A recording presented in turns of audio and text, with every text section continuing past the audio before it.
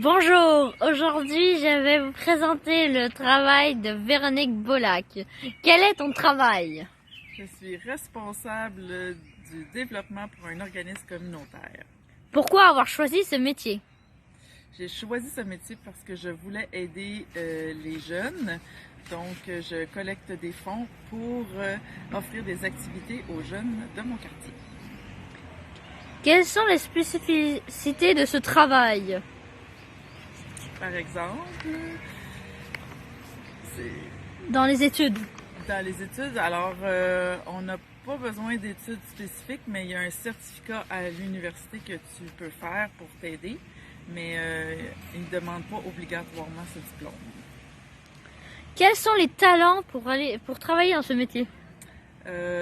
Faut bien rédiger en français, idéalement aussi en anglais. Faut être bilingue et faut être sociable aussi. Quel est l'habit pour ce métier? Il n'y a pas d'habit, il n'y a pas d'uniforme parce que je travaille dans un bureau, mais quand je rencontre des gens importants ou des gens qui peuvent me donner des sous, je m'habille propre. Ça. Où est-ce que tu travailles?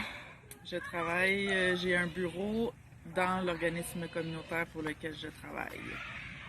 Quelles sont les responsabilités et les exigences? Les responsabilités, ben, je dois ramasser des sous pour pouvoir payer le salaire, le salaire des employés, le matériel pour les activités et entretenir les 2 bâtiments.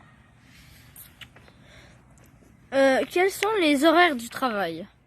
Habituellement, je travaille du lundi au jeudi de 9h à 5h et des fois, je dois travailler le soir pour aller rencontrer des donateurs qui peuvent nous donner des sous. Quels sont les avantages? Les avantages, ben, à la base, juste aider les jeunes qui en ont besoin, c'est un très gros avantage. Sinon, ben, je rencontre beaucoup de gens, je discute avec plein de monde qui viennent de différents milieux et j'ai une très belle équipe de travail aussi. Quelle est la tâche la plus agréable et la plus difficile? La plus agréable, ce serait de rencontrer les gens pour leur parler de ce qu'on fait dans l'organisme, pour qu'ils nous donnent des sous. Puis, ce que j'aime le moins, c'est remplir des formulaires de subventions qu'on envoie au gouvernement provincial et fédéral pour qu'ils nous donnent des sous. Qu'est-ce qui est le plus important pour réussir ce travail? Pas se décourager facilement parce que on obtient souvent des non. Les gens ne peuvent pas toujours nous donner des sous, donc faut pas se décourager, puis il faut toujours persévérer. Alors toi, après cette entrevue, qu'est-ce qui t'impressionne le plus de ce travail? Ce qui m'impressionne le plus, c'est d'avoir la patience de faire des documents pour le gouvernement, parce que des fois ils peuvent dire non, puis ça peut énerver. Puis est-ce que c'est un travail que tu aimerais occuper plus tard?